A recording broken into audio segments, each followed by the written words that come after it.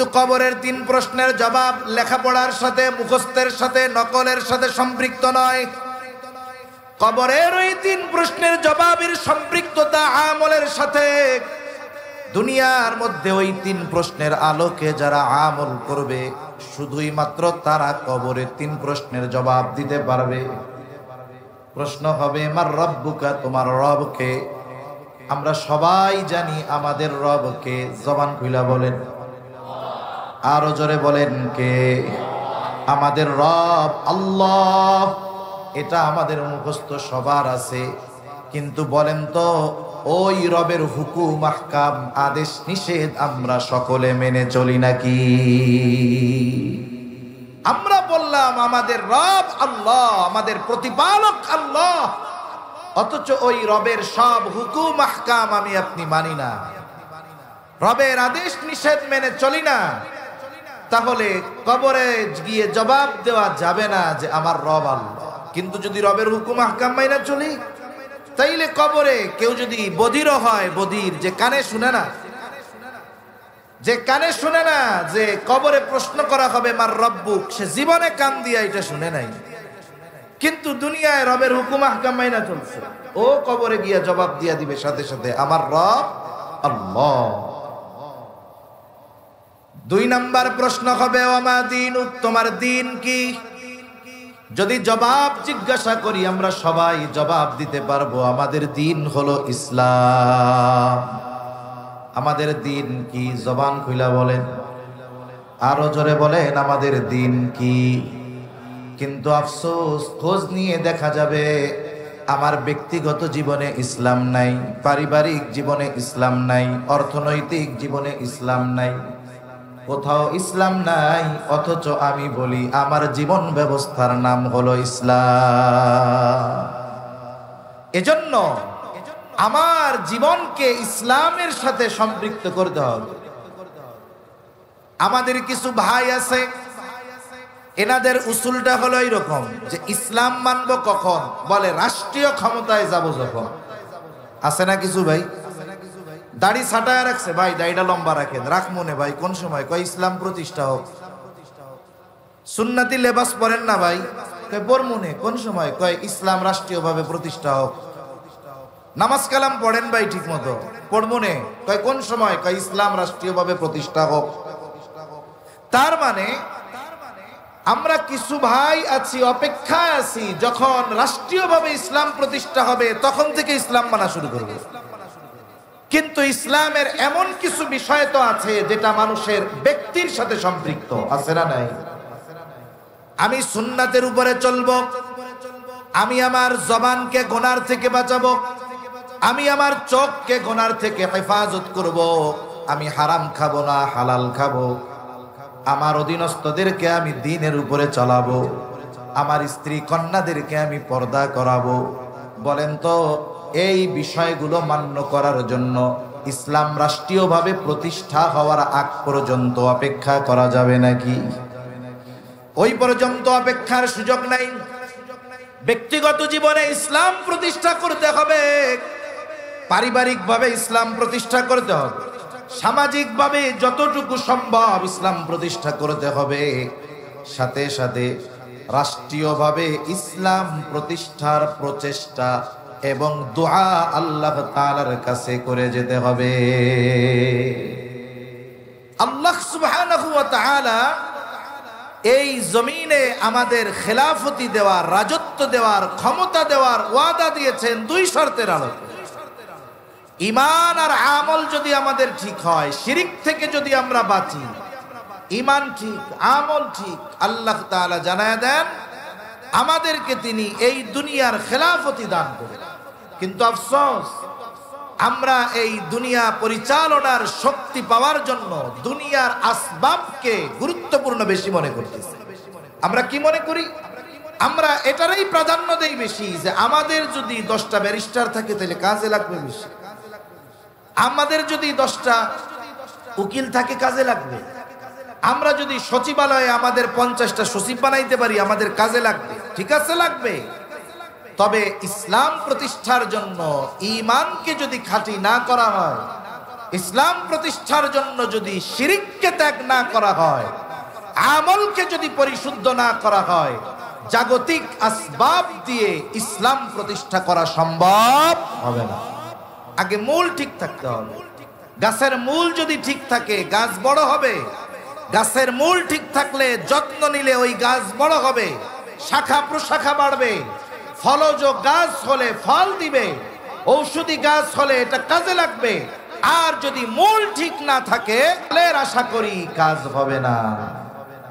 এজন্য ঈমান আমল আগে খাঁটি করা লাগবে বেশি, এরপরে অন্যান্য গুলো আমার কাজে লাগবে। নাইলে ঈমান আমল যদি ঠিক না থাকে তাহলে অন্যান্য জাগতিক আসবাব যদি শক্তিশালীও হয় আমরা ওটার দ্বারা উপকার হাসিল করতে পারবো না। গোটা পৃথিবীর মধ্যে এখনো ইউরোপিয়ানরা আমাদের উপমহাদেশ থেকে সম্পদ লুটে নিয়ে গেছে প্রায় 200 বছর। ইংরেজরা, আমেরিকা গোটা পৃথিবীর সম্পদ লুটতেছে প্রায় 100 বছরের কাছাকাছি হয়ে যাচ্ছে। এখন পর্যন্ত এই পৃথিবীতে সম্পদের দিক দিয়ে মুসলমানদের চাইতে কেউ বেশি না। এখনো মুসলিম দেশগুলোর মধ্যে আল্লাহ তাআলা এই পরিমাণ সম্পদ দিয়ে রাখছেন, তেল, স্বর্ণ সহ অন্যান্য যা আছে, এই পরিমাণ সম্পদের মালিক ইউরোপ আমেরিকানরা হতে পারে নাই। তার মানে জাগতিক ধন সম্পদ মুসলমানদের কম নাই। কিন্তু 250 কোটি মুসলমান হবার পরেও ঈমান ঠিক না থাকার কারণে, শিরক থেকে বাঁচার কারণে, আমল ঠিক না থাকার কারণে গোটা আরবের মধ্যে এক ইসরায়েল বসে চতুর্দিকে আরব দেশ থাকার পরেও ফিলিস্তিনের গাজার নিরস্ত্র নিরহ মুসলমানদেরকে নির্বিচারে হত্যা চালিয়ে যাচ্ছে। ঠিক কিনা বলে? মুসলমানদের দুনিয়ার সম্পদ আছে কিন্তু আমরা সেই ঈমান আমল হারায় ফেলছি, যার কারণে সম্পদ থাকার পরেও, সংখ্যায় অনেক হওয়ার পরেও 250 কোটি মুসলমান আমরা 100 কোটি ইহুদি আমাদের নাকে রশি দিয়া ঘুরাই দিছে। আমি যে আয়াতাংশ আপনাদের খেদমতে তিলাওয়াত করেছি, উক্ত আয়াতকে সামনে রেখে কিছু কথা বলার ইচ্ছা পোষণ করেছি। এই আয়াতের মধ্যে আল্লাহ সুবহানাহু ওয়া তাআলা দ্বীন পরিপূর্ণতার ঘোষণা দিয়েছেন, সাথে সাথে আল্লাহ তাআলা নেয়ামত পরিপূর্ণতার ঘোষণা আল্লাহ তাআলা দিয়েছেন। রাসূল আকরাম সাল্লাল্লাহু আলাইহি ওয়াসাল্লাম আমার আপনার নবী, গোটা সৃষ্টি জগতের জন্য রহমত, রাহমাতুল লিল আলামিন। আল্লাহ তাআলা আমার আপনার নবীজির মাধ্যমে অনেকগুলো গুরুত্বপূর্ণ বিষয়ের পূর্ণতা দিয়েছেন, যা আমার আপনার নবীজির আগে আল্লাহ তাআলা এই বিষয়গুলোর পূর্ণতা প্রদান করেন নাই। এর মধ্যে 1 নাম্বার, আল্লাহ তাআলা আমার আপনার নবীজির মাধ্যমে দ্বীন তথা শরীয়তের পূর্ণতার ঘোষণা দিয়েছেন। 2 নাম্বার, আল্লাহ তাআলা নেয়ামতের পূর্ণতা ঘোষণা দিয়েছেন। এই আয়াতের তাফসীরের মধ্যে আসছে, একদিন একজন ইহুদি খলিফাতুল মুসলিমিন হযরত ওমর রাদিয়াল্লাহু তাআলা আনহুর কাছে গেছে, গিয়ে বলে, খলিফাতুল মুসলিমিন, আপনাদের কোরআনে এমন একটা আয়াত আছে, ওই আয়াত যদি তাওরাতে মুসা আলাইহিস সালামের উপরে নাজিল হইতো, যেই দিন এই আয়াত নাজিল হতো ওই দিনটাকে আমরা ঈদের দিন বানায় ফেলতাম। ওই দিনটা হতো আমাদের জন্য সবচাইতে আনন্দের দিন। হযরত ওমর রাদিয়াল্লাহু তাআলা আনহু তারে জিজ্ঞাসা করতেছে, কোন আয়াত, যেটা তাওরাতে থাকলে তোমরা ওই দিনটারে ঈদের দিন বানায় ফেলতা? এইবার ইহুদি বলতেছে এই আয়াত, আল ইয়াউমা আকমালতু লাকুম দীনাকুম ওয়া আতমামতু আলাইকুম নি'মাতি ওয়া রাদিতু লাকুমুল ইসলাম দীনা। আল্লাহ রাব্বুল আলামিন বলেন, আজ আমি তোমাদের জন্য তোমাদের দ্বীনকে পরিপূর্ণ করে দিলাম, ওয়া আতমামতু আলাইকুম নি'মাতি, এবং তোমাদের জন্য আমার নেয়ামত পরিপূর্ণ করে দিলাম, ওয়া রাদিতু লাকুমুল ইসলাম দীনা, তোমাদের জন্য ইসলামকে দিন হিসাবে আমি মনোনীত করলাম। হযরত ওমর রাদিয়াল্লাহু তাআলা আনহু বলেন, এই আয়াত কোন দিন কোথায় কার উপরে নাজিল হয়েছে আমি সেটা জানি। এই আয়াত নাজিল হয়েছে মুহাম্মাদুর রাসূলুল্লাহ সাল্লাল্লাহু আলাইহি ওয়াসাল্লামের উপর আরাফার দিন বিদায় হজে জাবালে রহমতে এই আয়াত আল্লাহ তাআলা নাজিল করেছেন। এই আয়াত নাজিলের মাধ্যমে আল্লাহ তাআলা আমাদের দ্বীন তথা জীবন ব্যবস্থাকে পূর্ণাঙ্গের ঘোষণা দিয়েছেন। তার মানে মানব জীবনে, মুসলমানদের জীবনে, ইমানদারের জীবনে যত ধরনের প্রয়োজনীয়তা আছে, যত ধরনের সমস্যা আছে, সব সমস্যার সমাধান ইসলামের মধ্যে আছে। একজন মানুষ কিভাবে তার ব্যক্তিগত জীবন পরিচালনা করবে, কিভাবে তার রাজনৈতিক জীবন পরিচালনা করবে, কিভাবে পারিবারিক জীবন পরিচালনা করবে, কিভাবে তার ব্যবসা পরিচালনা করবে, কিভাবে মানুষের সাথে আচার আচরণ করবে, কিভাবে আত্মীয় স্বজনের সাথে সে চলবে, কিভাবে পাড়া প্রতিবেশীর সাথে সে চলবে, কোন পদ্ধতিতে সে ব্যবসা করবে, কিভাবে তার অর্থনৈতিক জীবন পরিচালনা করবে, জবান খুলে বলেন তো সব কিছুর সমাধান ইসলামে আছে না না? মানব জীবনের এমন কোন দিক নাই যেই দিকের সমস্যার সমাধান ইসলামের মধ্যে নাই। ইসলাম এমন এক জীবন ব্যবস্থা, আপনাদের আমাদের হাতে অনেকের কাছে অ্যান্ড্রয়েড মোবাইল আছে। আপনি একটা অ্যান্ড্রয়েড মোবাইল কেনার পর দেখবেন 6 মাস 1 বছর পর পর এর প্রোগ্রামগুলো আপডেট হয়।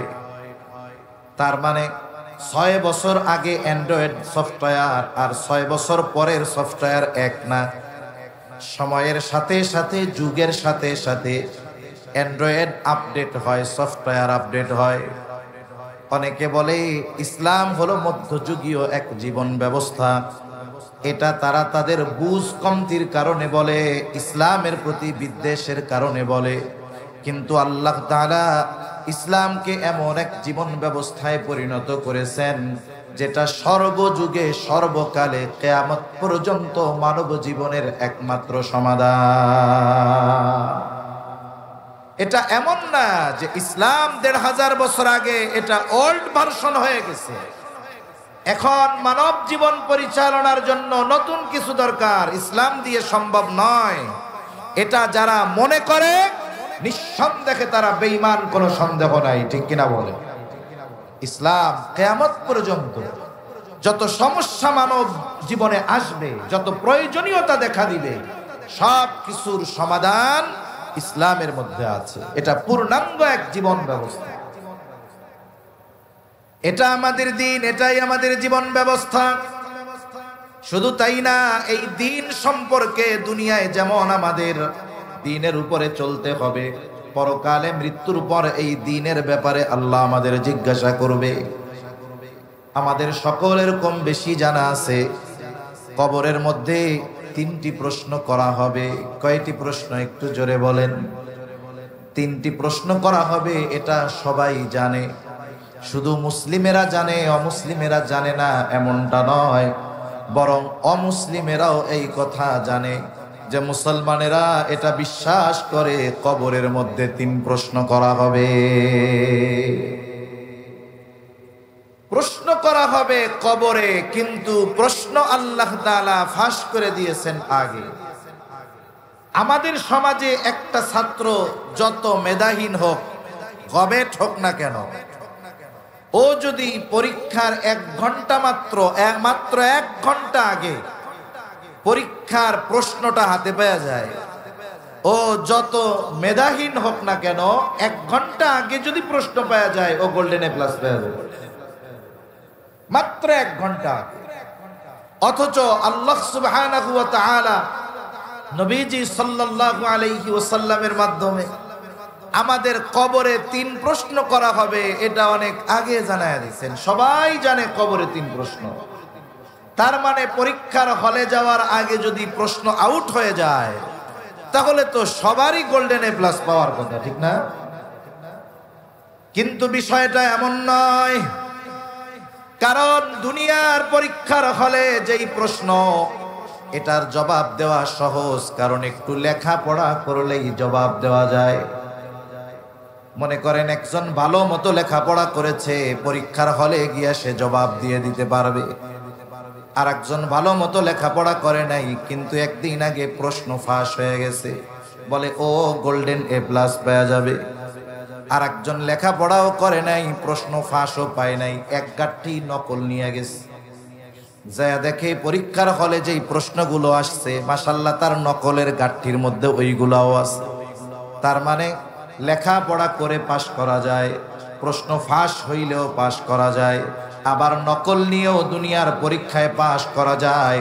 কিন্তু বলেন তো, কবরের প্রশ্নের জবাব এই তিন পদ্ধতি অবলম্বন করলে জবাব দেওয়া যাবে নাকি? একজন যদি ভালো মতো মুখস্থ করে, চিন্তা করে মুখস্থ কইরা, তুই ফেরেশতা তো আইব জিজ্ঞাসা করতে, আসলেই প্রশ্ন করার আগেই জবাব দেয়া দিব, যা কইবা জানি জবাব, এটা সম্ভব? সম্ভব। কেউ যদি ওসিয়ত করে যায় যে আমার তো আমল টামল ঠিক নাই, এই তিন প্রশ্নের জবাব দিতে পারলে তো কবর জান্নাতের বাগান হয়ে যাইব, তা এক কাম করিস, সুন্দর মতো আমার কাফনের মধ্যে জবাবটা লেখা 2-3 কপি নকল দিয়ে দিস, কাজ হবে। দুনিয়ার পরীক্ষায় নকল নিয়ে পাশ করা যাবে, প্রশ্ন ফাঁস হইলে পাশ করা যাবে, মুখস্থ করলে গিয়ে জবাব দেওয়া যাবে। কিন্তু কবরের তিন প্রশ্নের জবাব লেখাপড়ার সাথে, মুখস্থের সাথে, নকলের সাথে সম্পৃক্ত নয়। কবরের ওই তিন প্রশ্নের জবাবের সম্পৃক্ততা আমলের সাথে। দুনিয়ার মধ্যে ওই তিন প্রশ্নের আলোকে যারা আমল করবে, শুধুই মাত্র তারা কবরের তিন প্রশ্নের জবাব দিতে পারবে। প্রশ্ন হবে, মার রব্বুকা, তোমার রবকে? আমরা সবাই জানি আমাদের রবকে, জবান খুইলা বলেন, আরো জোরে বলেন, কে? আমাদের রব আল্লাহ। এটা আমাদের মুখস্থ সবার আছে, কিন্তু বলেন তো, ওই রবের হুকুম, আহকাম, আদেশ নিষেধ আমরা সকলে মেনে চলি নাকি? আমরা বললাম আমাদের রব আল্লাহ, আমাদের প্রতিপালক আল্লাহ, অথচ ওই রবের সব হুকুম আহকাম আমি আপনি মানি না, রবের আদেশ নিষেধ মেনে চলি না। তাহলে কবরে গিয়ে জবাব দেওয়া যাবে না যে আমার রব আল্লাহ। কিন্তু যদি রবের হুকুম আহকাম মাইনা চলি, তাইলে কবরে কেউ যদি বধিরও হয়, বধির যে কানে শুনে না, যে কানে শুনে না যে কবরে প্রশ্ন করা হবে মার রব্বুক, সে জীবনে কান দিয়া এটা শুনে নাই, কিন্তু দুনিয়ায় রবের হুকুম আহকাম মাইনা চলছে, ও কবরে গিয়া জবাব দিয়া দিবে সাথে সাথে আমার রব আল্লাহ। 2 নাম্বার প্রশ্ন হবে, ওমা দীনুক, তোমার দিন কি? যদি জবাব জিজ্ঞাসা করি, আমরা সবাই জবাব দিতে পারবো, আমাদের দিন হলো ইসলাম। আমাদের দিন কি? জবান খুইলা বলেন, আরো জোরে বলেন, আমাদের দিন কি? কিন্তু আফসোস, খোঁজ নিয়ে দেখা যাবে আমার ব্যক্তিগত জীবনে ইসলাম নাই, পারিবারিক জীবনে ইসলাম নাই, অর্থনৈতিক জীবনে ইসলাম নাই, কোথাও ইসলাম নাই। অথচ আমি বলি আমার জীবন ব্যবস্থার নাম হলো ইসলাম। এজন্য আমার জীবনকে ইসলামের সাথে সম্পৃক্ত করতে হবে। আমাদের কিছু ভাই আছে, এনাদের উসুলটা হলো এইরকম যে ইসলাম মানবো কখন? বলে রাষ্ট্রীয় ক্ষমতায় যাব যখন। আছে না কিছু ভাই? দাড়ি ছাটায় রাখছে, ভাই দাড়িটা লম্বা রাখেন, রাখ মনে ভাই, কোন সময়? কয় ইসলাম প্রতিষ্ঠা হোক। সুন্নতি লেবাস পরেন না ভাই, কয় পর মনে, কোন সময়? কয় ইসলাম রাষ্ট্রীয়ভাবে প্রতিষ্ঠা হোক। নামাজ কালাম পড়েন ভাই ঠিক মতো, পড় মনে, কয় কোন সময়? কয় ইসলাম রাষ্ট্রীয়ভাবে প্রতিষ্ঠা হোক। তার মানে আমরা কিছু ভাই আছি, অপেক্ষায় আছি, যখন রাষ্ট্রীয়ভাবে ইসলাম প্রতিষ্ঠা হবে তখন থেকে ইসলাম মানা শুরু করবে। কিন্তু ইসলামের এমন কিছু বিষয় তো আছে যেটা মানুষের ব্যক্তির সাথে সম্পৃক্ত, আছে না নাই? আমি সুন্নাতের উপরে চলবো, আমি আমার জবানকে গুনার থেকে বাঁচাবো, আমি আমার চোখকে গুনার থেকে হেফাজত করব, আমি হারাম খাবো না, হালাল খাবো। আমার অধীনস্থদেরকে আমি দ্বীনের উপরে চালাবো। আমার স্ত্রী কন্যাদেরকে আমি পর্দা করাবো। বলেন তো, এই বিষয়গুলো মান্য করার জন্য ইসলাম রাষ্ট্রীয়ভাবে প্রতিষ্ঠা হওয়ার আগ পর্যন্ত অপেক্ষা করা যাবে নাকি? ওই পর্যন্ত অপেক্ষার সুযোগ নাই। ব্যক্তিগত জীবনে ইসলাম প্রতিষ্ঠা করতে হবে, পারিবারিকভাবে ইসলাম প্রতিষ্ঠা করতে হবে, সামাজিকভাবে যতটুকু সম্ভব ইসলাম প্রতিষ্ঠা করতে হবে, সাথে সাথে রাষ্ট্রীয়ভাবে ইসলাম প্রতিষ্ঠার প্রচেষ্টা এবং দোয়া আল্লাহ তাআলার কাছে করে যেতে হবে। আল্লাহ সুবহানাহু ওয়া তাআলা এই জমিনে আমাদের খেলাফতি দেওয়ার, রাজত্ব দেওয়ার, ক্ষমতা দেওয়ার ওয়াদা দিয়েছেন দুই শর্তের আলোকে। ঈমান আর আমল যদি আমাদের ঠিক হয়, শিরিক থেকে যদি আমরা বাঁচি, ঈমান ঠিক, আমল ঠিক, আল্লাহ তাআলা জানায় দেন আমাদেরকে তিনি এই দুনিয়ার খেলাফতি দান করেন। কিন্তু আফসোস, আমরা এই দুনিয়া পরিচালনার শক্তি পাওয়ার জন্য দুনিয়ার আসবাবকে গুরুত্বপূর্ণ বেশি মনে করতেছি। আমরা কি মনে করি? আমরা এটারই প্রাধান্য দেই বেশি যে আমাদের যদি 10টা ব্যারিস্টার থাকে তাহলে কাজে লাগবে বেশি, আমাদের যদি 10টা উকিল থাকে কাজে লাগবে, আমরা যদি সচিবালয়ে আমাদের 50টা সচিব বানাইতে পারি আমাদের কাজে লাগবে। ঠিক আছে, লাগবে। তবে ইসলাম প্রতিষ্ঠার জন্য ঈমানকে যদি খাঁটি না করা হয়, ইসলাম প্রতিষ্ঠার জন্য যদি শিরিককে ত্যাগ না করা হয়, আমলকে যদি পরিশুদ্ধ না করা হয়, জাগতিক আসবাব দিয়ে ইসলাম প্রতিষ্ঠা করা সম্ভব হবে না। আগে মূল ঠিক থাকতে হবে। গাছের মূল যদি ঠিক থাকে গাছ বড় হবে। গাছের মূল ঠিক থাকলে যত্ন নিলে ওই গাছ বড় হবে, শাখা প্রশাখা বাড়বে, ফলজ গাছ হলে ফল দিবে, ঔষধি গাছ হলে এটা কাজে লাগবে। আর যদি মূল ঠিক না থাকে ফলের আশা করি কাজ হবে না। এজন্য ঈমান আমল আগে খাঁটি করা লাগবে বেশি, এরপরে অন্যান্য গুলো আমার কাজে লাগবে। নাইলে ঈমান আমল যদি ঠিক না থাকে তাহলে অন্যান্য জাগতিক আসবাব যদি শক্তিশালীও হয় আমরা ওটার দ্বারা উপকার হাসিল করতে পারবো না। গোটা পৃথিবীর মধ্যে এখনো ইউরোপিয়ানরা আমাদের উপমহাদেশ থেকে সম্পদ লুটে নিয়ে গেছে প্রায় 200 বছর। ইংরেজরা, আমেরিকা গোটা পৃথিবীর সম্পদ লুটতেছে প্রায় 100 বছরের কাছাকাছি হয়ে যাচ্ছে। এখন পর্যন্ত এই পৃথিবীতে সম্পদের দিক দিয়ে মুসলমানদের চাইতে কেউ বেশি না। এখনো মুসলিম দেশগুলোর মধ্যে আল্লাহ তাআলা এই পরিমাণ সম্পদ দিয়ে রাখছেন, তেল, স্বর্ণ সহ অন্যান্য যা আছে, এই পরিমাণ সম্পদের মালিক ইউরোপ আমেরিকানরা হতে পারে নাই। তার মানে জাগতিক ধন সম্পদ মুসলমানদের কম নাই। কিন্তু 250 কোটি মুসলমান হবার পরেও ঈমান ঠিক না থাকার কারণে, শিরক থেকে বাঁচার কারণে, আমল ঠিক না থাকার কারণে গোটা আরবের মধ্যে এক ইসরায়েল বসে চতুর্দিকে আরব দেশ থাকার পরেও ফিলিস্তিনের গাজার নিরস্ত্র নিরহ মুসলমানদেরকে নির্বিচারে হত্যা চালিয়ে যাচ্ছে। ঠিক কিনা বলে? মুসলমানদের দুনিয়ার সম্পদ আছে কিন্তু আমরা সেই ঈমান আমল হারায় ফেলছি, যার কারণে সম্পদ থাকার পরেও, সংখ্যায় অনেক হওয়ার পরেও 250 কোটি মুসলমান আমরা 100 কোটি ইহুদি আমাদের নাকে রশি দিয়া ঘুরাই দিছে। কথা অন্যদিকে চলে যাচ্ছে। তাহলে বলতেছিলাম কবরে দ্বিতীয় প্রশ্ন করবে, ওয়ামা দীনুক, তোমার দিন কি? সবাই জবাব আমরা দিতে পারবো, আমার দিন হলো ইসলাম। কিন্তু এই জবাব কবরে দেওয়ার জন্য ইসলামের উপরে আমাকে প্রতিষ্ঠিত হতে হবে, ব্যক্তি জীবন ইসলামের আলোকে সাজাতে হবে, পারিবারিক জীবন ইসলামের আলোকে সাজাতে হবে, অর্থনৈতিক রাজনৈতিক সমাজ জীবন ইসলামের আলোকে সাজাতে হবে। আমার যতটুকু সম্ভব পরিপূর্ণ ইসলামী অনুশাসন মেনে চলার সাথে সাথে রাষ্ট্রীয়ভাবে ইসলাম প্রতিষ্ঠার জন্য প্রচেষ্টার সাথে সাথে আল্লাহ তাআলার কাছে দোয়া করতে হবে। 3 নাম্বার প্রশ্ন করা হবে নবীজিকে দেখায়া, মা হাদার রাজুলুল্লাযী বুইসা ফীকুম, এই ব্যক্তিকে যাকে তোমাদের কাছে প্রেরণ করা হয়েছিল। অথবা প্রশ্ন করা হবে ওমান নাবিয়্যুক, তোমার নবীকে। এই প্রশ্নের জবাব আমরা সবাই জানি, মুহাম্মাদুর রাসূলুল্লাহ সাল্লাল্লাহু আলাইহি ওয়াসাল্লাম। তবে ওই ব্যক্তি কবরে এই প্রশ্নের জবাব দিতে পারবে যারা নবীজির সুন্নাতের আলোকে নিজেকে সুসজ্জিত করেছিল।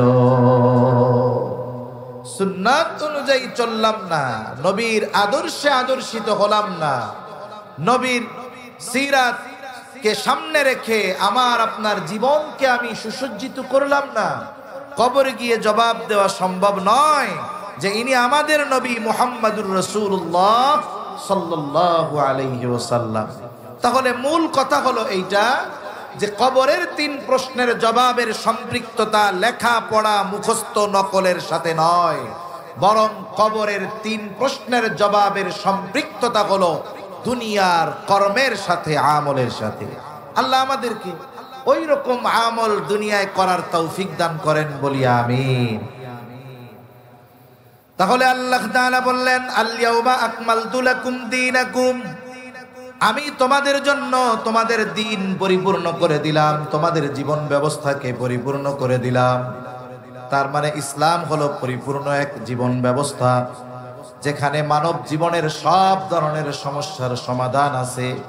মানব জাতি যত বড় সমস্যায় পড়ুক না কেন, ইসলামের দিকে যদি ফিরে আসে, ইসলাম থেকে যদি সমস্যার সমাধান গ্রহণ করে নেয়, তাহলে সমস্যা যত বড় হোক ওই সমস্যার সমাধান করা সম্ভব। তাহলে বলতেছিলাম, আমার আপনার নবীজির মাধ্যমে আল্লাহ তাআলা কয়েকটি বিষয়ের পূর্ণতা দিয়েছেন। 1 নাম্বার, আল্লাহ রাব্বুল আলামিন দ্বীন পরিপূর্ণ করে দিয়েছেন, শরীয়তের পরিপূর্ণতা প্রদান করেছেন। আমার আপনার নবীজির আগে কারো মাধ্যমে আল্লাহ তাআলা এই শরীয়তের পূর্ণতার ঘোষণা দেন নাই। শরীয়তের পূর্ণতার ঘোষণার পরপরই আল্লাহ তাআলা বলেন, ওয়া আতমামতু আলাইকুম নি'মাতি, আল্লাহ তাআলা বলেন আমি তোমাদের জন্য আমার নিয়ামত পূর্ণ করে দিলাম। শরীয়ত পূর্ণতার সাথে সাথে নিয়ামতের পূর্ণতার ঘোষণা আল্লাহ তাআলা দিয়েছেন। শরীয়ত পূর্ণতার সাথে সাথে নিয়ামতের পূর্ণতার ঘোষণা দিয়েছেন। শরীয়তের সাথে নিয়ামতের সম্পৃক্ততা কি? বুজুর্গানে দিন বলেন, শরীয়তের পূর্ণতার ঘোষণা দেওয়ার সাথে সাথে নিয়ামতের পূর্ণতার ঘোষণা দেওয়ার কারণ হলো, যেখানে যতটুকু শরীয়ত ওই জায়গায় আল্লাহ তাআলার পক্ষ থেকে ততটুকু নিয়ামত হবে। যেখানেই পরিপূর্ণ শরীয়ত ওই জায়গায় আল্লাহ তাআলার পক্ষ থেকে পরিপূর্ণ নিয়ামত, ওই এলাকার মানুষ তারা পরিপূর্ণ নিয়ামত ভক্ষণ করতে পারবে। তাহলে আল্লাহ তাআলার পক্ষ থেকে পরিপূর্ণ নিয়ামত পাবার শর্ত হলো পরিপূর্ণ শরীয়তের অনুশাসন মেনে চলা। যেখানেই শরীয়ত সেখানেই আল্লাহর পক্ষ থেকে নিয়ামত। মানব জীবনে আমাদের এমন একটি মুহূর্ত অতিবাহিত হয় না যেই মুহূর্তে আমরা আল্লাহ তাআলার নিয়ামত বিহীন অতিবাহিত করি। এমন কোন মুহূর্ত আমাদের থেকে অতিবাহিত হয় না। প্রতিটা শ্বাস প্রশ্বাসে আমরা নিয়ামত ভক্ষণ করি। কার? জোরে বলেন, আরো জোরে বলেন কার? এত নিয়ামত আমরা পাচ্ছি অল্প কিছু হুকুম আহকাম মেনে চলার বদৌলতে। আর যদি আমরা পরিপূর্ণ দিন মেনে চলতে পারতাম, আমাদের ব্যক্তিগত জীবন থেকে নিয়ে যদি একেবারে রাষ্ট্রীয় জীবন পরিপূর্ণ শরীয়তের আলোকে পরিচালিত হতো, তাহলে আশা করা যায় আল্লাহ তাআলা আমাদের জন্য আসমান এবং জমিনের বরকতের দরজা সমূহ খুলে দিত। আল্লাহ তাআলা কোরআনুল কারীমের মধ্যে ওয়াদা দিয়েছেন, যারা ঈমান আনবে, আল্লাহকে ভয় করবে, আল্লাহ রাব্বুল আলামিন তাদের জন্য আসমান জমিনের বরকতের দরজা খুলে দিবে। আল্লাহ তাআলা বলেন, ওয়ালাউ আন্না আহলাল কুরা আমানু ওয়াত্তাকাউ লাফাতাহনা আলাইহিম বারাকাতিম মিনাস সামাই ওয়াল আরদ। আল্লাহ তাআলা বলেন, জনপদের অধিবাসীরা যদি ঈমান আনে আর মুত্তাকি হয়ে যায়, লাফাতাহনা আলাইহিম বারাকাতিম মিনাস সামাই ওয়াল আরদ, তাহলে অবশ্যই আমি তাদের জন্য আসমান এবং জমিনের বরকতের দরজা সমূহ খুলে দিব। তাহলে ঈমান আর তাকওয়ার শর্ত আল্লাহ তাআলা দিয়েছেন। যেই জনপদের অধিবাসীরা ঈমানের উপরে সর্বোচ্চ স্থানে পৌঁছাবে, ঈমান যাদের সর্বোচ্চ মজবুত হবে, তাকওয়া যাদের সর্বোচ্চ হবে। তাকওয়াওয়ালা কারা? যারা আল্লাহ তাআলার আদেশ সমূহ মেনে চলে, নিষেধ সমূহ থেকে বেঁচে থাকে, ওরাই তো মুত্তাকি। তার মানে ঈমানের সাথে সাথে যারা সর্বোচ্চ পরিমাণে আল্লাহ তাআলার বিধিবিধান মেনে চলবে, আল্লাহ তাআলা তাদের জন্য আসমান জমিনের বরকতের দরজা খুলে দিবে। সুবহানাল্লাহ। এখন এর উপমা দিতে গিয়ে আমরা 1500-2000 বছর আগে যাওয়ার দরকার নেই। আমরা একেবারে নিকট অতীতের থেকে একটা উপমা নেই। এই পৃথিবীতে একটা দেশ আছে আমেরিকা, তার ন্যাটো জোট সহ যেই দেশে প্রায় 2 যুগের কাছাকাছি ধ্বংসলীলা চালিয়েছে, এমন একটা দিন অতিবাহিত হয় নাই যেই দেশে আমেরিকা আর তার জোট মিলে বোমা হামলা করে নাই। বলেন তো সেই দেশটার নাম কি? আফগানিস্তান। 22 বছরের উপরে একেবারে টানা তাদের উপরে প্রতিদিন বোমা হামলা চলেছে কোথাও না কোথাও। একসাথে এই পৃথিবীর সর্বোচ্চ শক্তিধর দেশগুলা 22 বছর তাদের উপরে আক্রমণ চালানোর পরেও তাদেরকে ধ্বংস করে দিতে পারে নাই, নিশ্চিহ্ন করে দিতে পারে নাই। 2 দশক বা 2 যুগ পর যখন তারা হিসাব নিকাশের খাতা খুইলা বসছে, হিসাব করে দেখলো এতদিন তাদের চেষ্টা এটা পুরাই বিফল, কোনো লাভ হয় নাই। এখন তারা চিন্তা করলো এখানে আর থাকা যাবে না। একটা সময় নিজেদের অবস্থা বুঝতে পেরে ওই দেশ ছেড়ে তারা রাতের আধারে পালিয়ে চলে গেল। মূলত পালায়া চলে গেছে, এটা হলো মূল কথা। মানুষ যদি সময় নিয়ে যায় তাহলে তাদের সম্পদ সব নিয়ে যায়, কিন্তু আমেরিকা তারা রাতারাতি যা আছে সেইগুলা নিয়ে পালাইছে, যা নেওয়ার মতো, বাকি সব রাইখা গেছে, নষ্ট করে রাইখা গেছে যেন কাজে না লাগাইতে পারে।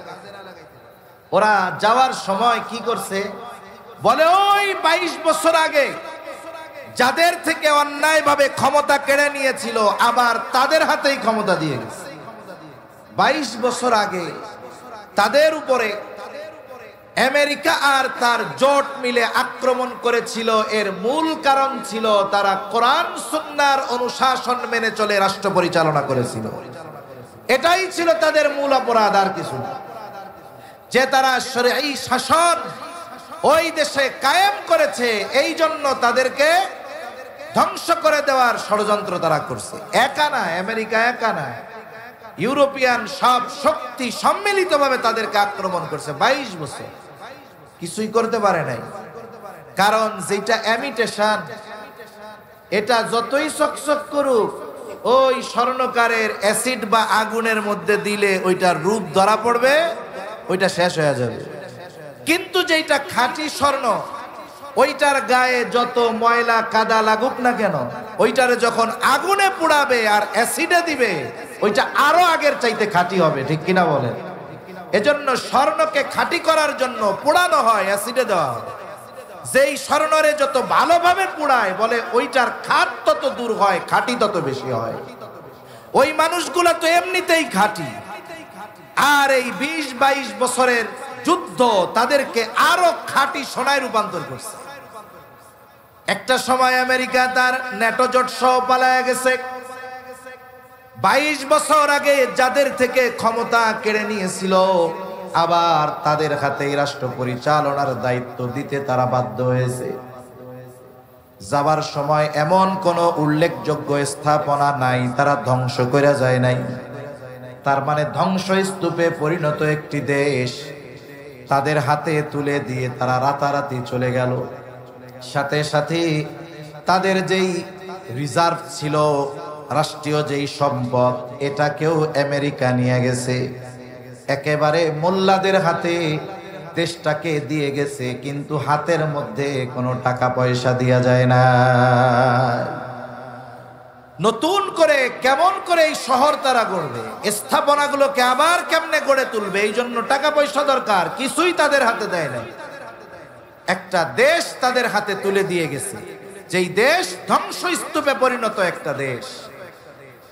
আজকে একটা খবর দেখলাম, আমেরিকা যখন আফগানিস্তানে গেছিল হামলা করার জন্য, গ্রাম অঞ্চলে মাঝে মধ্যে ডাকাতি হয়, জানেন? হয় আপনাদের এদিকে ডাকাতি হয়।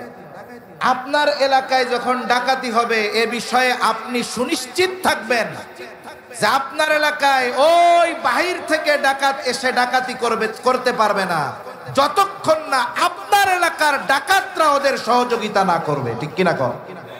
আপনার এলাকার সোর্স তাদেরকে সহযোগিতা করলে ওরা বাহির থেকে এসে ডাকাতি করতে পারবে। আফগানিস্তান গিয়ে আমেরিকা আর ন্যাটো জোট মাজলুমের উপরে এই পরিমাণ জুলুম করতে পারতো না যদি ওই আফগানিস্তানের কিছু দালাল ওদেরকে সহযোগিতা না করতো। যেই দালালেরা যুগের পর যুগ তাদেরকে সহযোগিতা করেছিল, মনে করেছিল আমেরিকানদেরকে সহযোগিতা করার মাধ্যমে আমরা আমেরিকার সিটিজেনশিপ পেয়ে যাব, আরামে ভোগ বিলাসে আরাম করে বাকি হায়াত কাটায়া দিব। ডোনাল্ড ট্রাম্প ওই ধরনের আফগানিস্তানের ওই দালাল যারা আমেরিকায় ছিল এদেরকে বইলা দিছে, এক সপ্তাহের মধ্যে আমেরিকা ছাড়বি তোরা। কয় সপ্তাহের মধ্যে? এক সপ্তাহের মধ্যে। এখন টের পাবে মজা কারে গয়। দালালি কইরা গেছিলি, মুনাফিকি করেছিলি, যাদেরকে সাহায্য করেছিলি মুসলমানদেরকে মারার জন্য, তোরা তো গাদ্দার, ওরা ভালো মতো জানে। এই জন্য ওদেরকে বলছে যাও এক সপ্তাহের মধ্যে দেশ ত্যাগ করবা। তাহলে করুণ পরিণতির মধ্যে তারা আছে। এজন্য বিশ্বাসঘাতক মুনাফিক যেগুলো, এগুলো দুনিয়া আখিরাত কোথাও শান্তিতে থাকতে পারে। ইংরেজদেরকে সহযোগিতা করছিল যারা নবাব সিরাজউদ্দৌলার বিরুদ্ধে, এদের মধ্যে মীর জাফরও ছিল। ইংরেজরা ঠিক সময় চিন্তা করছে যেই বেটা ওর জাতির সাথে ধর্মের সাথে গাদ্দারি করতে পারে, ও আমাদের সাথে গাদ্দারি করবে না, এর কোনো গ্যারান্টি আছে? এক সময় মীর জাফররে ওরা মাইরা দিচ্ছে, আমেরিকাও গাদ্দারদেরকে পাঠায়া দিচ্ছে। কিন্তু যাদেরকে মারার জন্য আমেরিকা গিয়েছিল আজকে তারা রাষ্ট্র পরিচালনার দায়িত্বে নিয়ে আসে। যাই হোক, দায়িত্ব দিয়ে গেছে খালি হাতে, কোনো কিছু নাই। চিন্তা করছে যে 6 মাস যাওয়ার পরে আফগানিস্তানের লোকজন বলা শুরু করবে আগেই ভালো ছিলাম। কি বলবে? আগেই ভালো ছিলাম। কিন্তু এই রাষ্ট্র পরিচালনার দায়িত্ব কোন মুনাফিকের হাতে আসে নাই, কোন দুর্নীতিবাজের হাতে রাষ্ট্র পরিচালনার দায়িত্বে আসে নাই, কোন সম্পদ পাচারকারীর হাতে এই দায়িত্ব আসে নাই, কোন রডের বদলে বাঁশ দেওয়া ইঞ্জিনিয়ারের হাতে এই দায়িত্ব আসে নাই। এই রাষ্ট্র পরিচালনার দায়িত্ব বলা চলে বর্তমান দুনিয়ার ঈমান আর তাকওয়ার দিক দিয়ে যারা সর্বোচ্চ স্থানে তাদের হাতে আসছে। সাময়িক কিছু কষ্ট হয়তো তাদের হয়েছে, কিন্তু 3 বছর চলমান, এখনো পূর্ণ হয় নাই। আন্তর্জাতিক অর্থনীতি বলে এই পৃথিবীতে একমাত্র আফগানিস্তান এমন একটা দেশ যাদের মুদ্রার মান, অর্থনীতি সময়ের সাথে সাথে উন্নতি আর অগ্রগতির সর্বোচ্চ শিখরের দিকে ছুটে চলছে। আফগানিস্তানের টাকার মান বাংলাদেশের টাকার চাইতেও বেশি, প্রায় 3 গুণের কাছাকাছি। বর্তমান বিগত 2-3 বছরের সমীকরণ মুদ্রার মান কাদের বাড়তেছে, এখানে দেখা গেল আফগানিস্তানের মুদ্রার মান সবচাইতে বেশি বাড়তেছে। অথচ দেশটা ধ্বংসস্তূপে পরিণত ছিল, রিক্ত হস্তে তাদের হাতে একটা দেশ তুলে দেওয়া হয়েছে। প্রথম দিকে আমরা দেখতাম আমাদের দেশে কিছু মেইন স্ট্রিম মিডিয়া ছিল, ওই সময়গুলাতে আমাদের দেশ থেকে lakh crore crore million million dollar পাচার হচ্ছিল, এগুলা নিয়ে লেখে না। ওরা আফগানিস্তানে কি হইল এটা নিয়ে ওদের ঘুম হারাম। অথচ একটা সময় আমরা তাদের সব অপপ্রচারের জবাব আমরা পেয়ে গেলাম। ওরা বলল নারীদের লেখাপড়া বন্ধ করে দিছে আফগানিস্তান। আমরা কি দেখলাম? নারীদের জন্য স্বতন্ত্র ইউনিভার্সিটি হয়েছে এবং ওই জায়গা থেকে নারীরা নিরাপত্তার সাথে নির্বিঘ্নে তাদের গ্রাজুয়েশন কমপ্লিট করতেছে। এরপরে একদিন এক খবরে দেখলাম ওই সরকার, আফগানিস্তান সরকার নারীদের জন্য মার্কেটে যাওয়া নিষিদ্ধ করে দিচ্ছে। এরপরে কয়দিন পরে কি দেখলাম, নারীদের জন্য এমন শপিং কমপ্লেক্স তারা তৈরি করছে যেই জায়গায় A to Z সব নারী, কোন পুরুষের ওইখানে প্রবেশ করার অধিকার নেই। তার মানে নারীদের নিরাপত্তা এবং শিক্ষায় কোন বিঘ্ন যেন সৃষ্টি না হয় এই ব্যবস্থা তারা করেছে। সাথে সাথে কি হলো, আল্লাহ সুবহানাহু ওয়া তাআলা তাদেরকে কত নেয়ামত দিলেন, তারা তেলের খনি পেয়ে গেছে, তেলের খনি। আমেরিকা ইউরোপ চিন্তা করছে উত্তোলনের জন্য আমাদের প্রযুক্তি প্রয়োজন হবে, কিন্তু দেখা গেল মোল্লারা নিজেরাই আবিষ্কার করলো কেমনে দেশীয় পদ্ধতিতে তেল উত্তোলন করা যায়। আমাদের দেশের মানুষের ঘুম হারাম, সাংবাদিকদের ঘুম হারাম, ওই দেশ শেষ হয়ে গেল। কিন্তু আমরা দেখলাম পৃথিবীর সর্বাধুনিক প্রযুক্তি সম্পন্ন গাড়ি তারা আবিষ্কার করতেছে। মরুভূমির মধ্য দিয়ে তারা কৃত্রিম খাল নিচ্ছে চাষাবাদের জন্য, কৃষিকাজের জন্য। তাদেরকে অপবাদ দেওয়া হইতো যে আফিম চাষ করে তারা। আফিম, এই আফিম শুধু মাদক না, এটা দিয়ে অনেক ওষুধ বানানো হয়, হোমিওপ্যাথির অনেক দামি দামি ওষুধ বানানো হয়। এরপরেও তাদের বিরুদ্ধে যেন অপপ্রচার না করতে পারে, তারা আফিম চাষ নিষিদ্ধ করে দিচ্ছে। এরপরে কি হলো, তাদের তত্ত্বাবধানে তাদের দেশে অনুমতি নিয়ে মানুষে ফল চাষ কইরা জুস বানানো শুরু করছে। আমাদের দেশেও আছে জুস, শেফানা সাফা জুস। এই জুসগুলার সবচাইতে বড় ক্রেতা হলো আমেরিকা। অথচ আমেরিকা জানে যে মোল্লারা যেমন হোক এদের পণ্যে কেউ খাদ্যে কেউ ভেজাল দিতে পারবে না, তাইলে সাইজ করে দিবে, কল্লা ফালায়া দিবে। এই জন্য ন্যাচারাল জুসগুলোর সবচাইতে বড় ক্রেতা হলো আমেরিকা। বাংলাদেশে অনেক দোকানে পাওয়া যায়, অনেক দাম দিয়ে জিনিসগুলো কেনা লাগে। এরপরে আল্লাহ তাআলা তাদের অর্থনীতিকে সমৃদ্ধি দান করলেন, তাদের চাষাবাদের মধ্যে উন্নতি হচ্ছে। এই জন্য আল্লাহ তাআলার সেই ওয়াদা যে ঈমান আনো, মুত্তাকি হয়ে যাও, আসমান আর জমিনের বরকতের দরজা সমূহ খুলে দিব। এই আয়াতের আলোকে যদি সবচাইতে বড় উপমা হয়, এই 21 শতাব্দীতে এর সবচাইতে বড় উদাহরণ হলো আফগানিস্তান। সময়ের সাথে সাথে তাদের উন্নতি বাড়তেছে। বরং আজকে তাদের প্রেসিডেন্ট আজকে এক ঘোষণায় দেখলাম, এটা জানায় দিছে এখন থেকে সব প্রদেশে যারা দায়িত্বে আছে গভর্নর, তাদেরকে নির্দেশ দিয়ে দেওয়া হয়েছে যে গোটা রাষ্ট্রে শরীয় আইন মেনে বিচার কার্য পরিচালনা হবে। এবং আমেরিকাকে তারা জবাব দিয়ে দিয়েছে, আমাদের রাষ্ট্র আমরা কিভাবে পরিচালনা করি সেটা আমাদের বিষয়, আমাদের রাষ্ট্রীয় কোনো বিষয়ে হস্তক্ষেপ করার অধিকার কারো নাই। এইরকম ভাবে গোটা পৃথিবীর সুপ্রিম পাওয়ারের অধিকারী যারা, চোখের সাথে চোখ রাঙিয়ে কথা বলার জন্য ঈমানের মতো পাওয়ার দরকার হয়, ঠিক কিনা বলেন? এখন তারা নিশ্চিত যে ইনশাআল্লাহ আমাদেরকে পদদলিত করার ক্ষমতা ওদের নেই। এজন্য আমেরিকাও রাগ হইয়া কইছে যেগুলা আসোস আফগানিস্তানে সব ভাগ দিত, ওগুলোকে সম্পর্ক নাই। তা সম্মানিত উপস্থিতি, বলতেছিলাম যে আল্লাহ তাআলা শরীয়ত পূর্ণতার সাথে সাথে নেয়ামত পূর্ণতার ঘোষণা দিয়েছেন। আফগানিস্তানে শরীয়ত মেনে চলার চেষ্টা যত বেশি তারা করতেছে, আল্লাহ তাআলা তাদেরকে নেয়ামত তত বেশি দান করতেছে, ঠিক কিনা বলেন? ইনশাআল্লাহ এ ধারাবাহিকতা যদি চলতে থাকে, একটা সময় গোটা পৃথিবীর অন্যতম পরাশক্তিতে তারা পরিণত হবে। তাহলে আমার আপনার নবীর মাধ্যমে 1 নাম্বার আল্লাহ তাআলা পূর্ণতা দিয়েছেন শরীয়তের, 2 নাম্বার পূর্ণতা আল্লাহ তাআলা দিয়েছেন নেয়ামতের, 3 নাম্বার আল্লাহ তাআলা পূর্ণতা দিয়েছেন নবুয়তের। আমার আপনার নবীর মাধ্যমে আল্লাহ তাআলা নবুয়তের পূর্ণতার ঘোষণা দিয়েছেন। আমার আপনার নবী শেষ নবী, এ ব্যাপারে কোনো সন্দেহ নাই। খতমে নবুয়াত, আমার আপনার নবী যে শেষ নবী, খতমে নবুয়াতের বিরুদ্ধাচরণ করার কোনো সুযোগ নাই।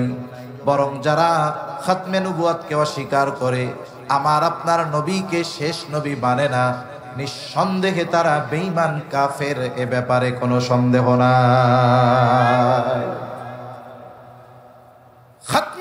উম্মতের উপরে বারবার বারবার আঘাত আসছে, কিন্তু ইমানদার নবী প্রেমীরা এই আঘাতগুলোর প্রতিহত করার জন্য সর্বদা ঈমানী শক্তিতে বলিয়ান হয়ে আছে, ঠিক কিনা বলে? বিশেষ করে উপমহাদেশে খতমে নবুয়াত সম্পর্কে এই ব্যাপারে সবচাইতে বেশি ফিতনা যারা সৃষ্টি করেছে তারা হলো কাদিয়ানী, গোলাম আহমদ কাদিয়ানী। এর গ্রুপেরা সবচাইতে বেশি খতমে নবুয়াতের উপরে আঘাত করেছে। ছলে বলে কলে কৌশলে এরা খতমে নবুয়াতকে অস্বীকার করেছে। এদের অবস্থা কি?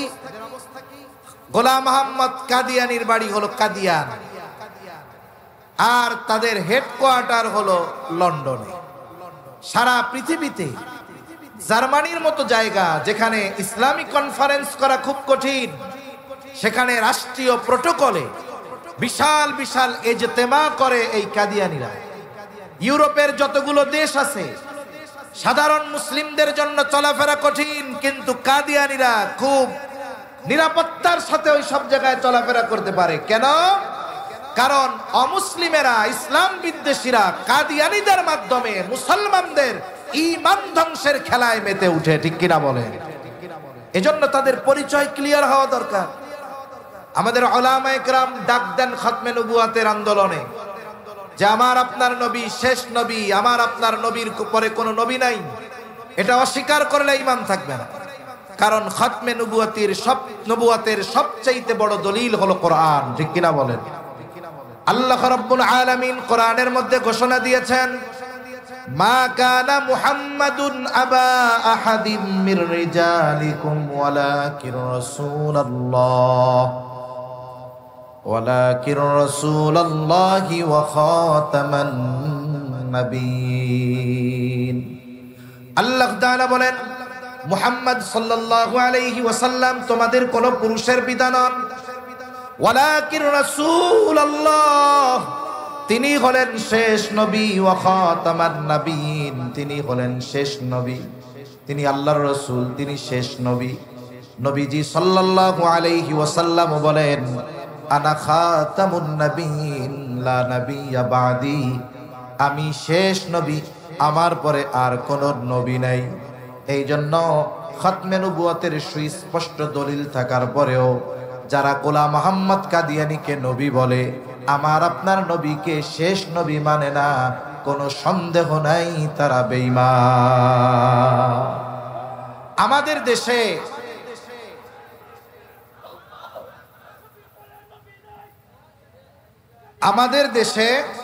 আমাদের দেশে খ্রিস্টান মিশনারি এবং কাদিয়ানী, মনে রাখবেন এরা হলো এক মায়ের পেটে দুই ভাই। খ্রিস্টান মিশনারি আর কাদিয়ানী এক মায়ের পেটে কি দুই ভাই। এরাও অনেক প্রত্যন্ত অঞ্চলে খ্রিস্টান মিশনারি যারা, এরাও আমার আপনার নবীকে শেষ নবী বলে মানে না, এরা ঈসা আলাইহিস সালামকে শেষ নবী বলে অভিহিত করাতে চায়। সরল মানা মুসলমানদের কাছে গিয়ে ওরা বলে, এই মিয়া শোনো, কিয়ামতের আগে ঈসা আলাইহিস সালাম দুনিয়ায় আসবে, মানো? স্বাভাবিকভাবে ঈসা আলাইহিস সালাম তো আবার আসবে, কিন্তু ওনার মূল আগমন দুনিয়াতে ঘটে গেছে। আল্লাহ আসমানে উঠায় নিছে, আবার কিয়ামতের আগে ঈসা আলাইহিস সালামকে আল্লাহ দুনিয়ায় পাঠাবে। আগমনের দিক দিয়ে ওনার আগমন নবীজির আগে হয়ে গেছে। নবীজি আসার মাধ্যমে নতুন করে কোন নবী আসার আর সুযোগ নাই, এটা বন্ধ হয়ে গেছে। ঈসা আলাইহিস সালাম যে আসবে, এটা কি তার নতুন আগমন নাকি পুনরায় আগমন? তার তো মূল আগমন নবীজির আগে হয়ে গেছে, এখন উনি আবার আসবেন। এই আশাটা নতুন করে আসা হবে না, এটা পুনরায় আগমন হবে, কিয়ামতের আগে উনি আসবে। এই কথাটা তো আমরা সবাই জানি। সরল মনা মুসলমানেরা বলবে, হ্যাঁ আসবে তো। তাইলে ঈসা আলাইহিস সালাম আসবে কি হইয়া জানো? ত্রাণকর্তা হয়ে আসবে। উনি আসবে, উনি আসার পরে ওনার উপরে যারা ঈমান আনবে, বিশ্বাস করবে, তারা তো মুসলিম, তারা হবে ঈসাই মুসলিম। আর আল্লাহর আযাব থেকে বাঁচার জন্য ঈসাই মুসলিম হওয়ার বিকল্প আর কোনো কিছু নাই। এখন ওই মানুষগুলো যেগুলো মূর্খ, বুঝে না, এই মানুষগুলাকে তারা দাওয়াত দিয়ে খ্রিস্ট ধর্মে অনুসারী করে, একটা সময় তাদেরকে বেঈমানে পরিণত করে দুনিয়ার সামান্য কিছু সুযোগ সুবিধা দিয়ে। এজন্য হিসাব যদি করা হয়, কাদিয়ানি আর এই খ্রিস্টান মিশনারি এদের মূল মিশন, মূল উদ্দেশ্য এক, সরল মনা মুসলমানদেরকে ধোকায় ফেলে বেঈমান বানানো। বিষয় হলো কাদিয়ানি অমুসলিম, খাতমে নবুয়তকে অস্বীকার করলে সে অমুসলিম, কোনো সন্দেহ নেই। তাইলে আপনারা রাষ্ট্রীয়ভাবে তাদেরকে অমুসলিম ঘোষণার জন্য এত তৎপর কেন? তাহলে কি রাষ্ট্র যদি অমুসলিম ঘোষণা করে তাইলেই কি তারা অমুসলিম হবে, না হলে হবে না? বিষয়টা এমন নয়। রাষ্ট্র যদি তাদেরকে অমুসলিম ঘোষণা করে তাতেও অমুসলিম, ঘোষণা না করলেও অমুসলিম। তাহলে রাষ্ট্রের তাদেরকে অমুসলিম ঘোষণা করার কি দরকার? আমাদের সমাজে বিভিন্ন ধর্মের মানুষের সহ অবস্থান আছে না নাই? আছে। হিন্দু আছে, বৌদ্ধ আছে, খ্রিস্টান আছে। প্রত্যেকেই তার পরিচয় নিয়ে এই সমাজে বসবাস করে। একজন হিন্দু সে কখনো নিজেকে মুসলিম দাবি করে না, খ্রিস্টান সে কখনো নিজেরে মুসলিম দাবি করে না। কিন্তু কাদিয়ানীরা গোলাম মোহাম্মদ কাদিয়ানীকে নবী মানার মাধ্যমে, খাতমে নবুয়তকে অস্বীকার করার মাধ্যমে তারা যে বেঈমান কোনো সন্দেহ নাই। কিন্তু এই সমাজে কুফরি আকীদা, কুফরি বিশ্বাস লালন করে তারা সমাজের মানুষের কাছে নিজেদেরকে পরিচয় দেয় মুসলিম। মুসলিম পরিচয়ে সমাজে বসবাস করে, কারণ মুসলিম অমুসলিম কারো গায়ে লেখা থাকে না, এটা তার জাতীয় পরিচয় পত্রে থাকে। আমরা বলি এই দেশে প্রত্যেক ধর্মের মানুষ আছে, প্রত্যেক ধর্মের মানুষের সহ অবস্থান আছে, একই সাথে থাকে, একই বাজারে ব্যবসা করে, একই এলাকায় বসবাস করে, কোনো অসুবিধা নাই। রাষ্ট্রীয় সুযোগ সুবিধা গ্রহণ করে, কোনো অসুবিধা নাই। ওরাও এই দেশের নাগরিক হিসাবে রাষ্ট্রীয় সুযোগ সুবিধা গ্রহণ করুক, কোনো সমস্যা নাই। তবে মুসলিম পরিচয়ে নয়, বরং তাদেরকে কাফের পরিচয়ে এই সুযোগ সুবিধা গ্রহণ করতে হবে। সমাজে বসবাস করুক, আমরা বলি না এই দেশ থেকে তাদেরকে দূর করে দেন, হত্যা করে ফেলেন, তাও বলি না। আমরা কি বলি? যে তারা যেহেতু কুফরি বিশ্বাস লালন করে, অন্তরে কুফরি বিশ্বাস লালন করে, মুখ দিয়ে যতই বলুক না কেন মুসলিম মুসলিম, আমরা কাজ হবে হবে না।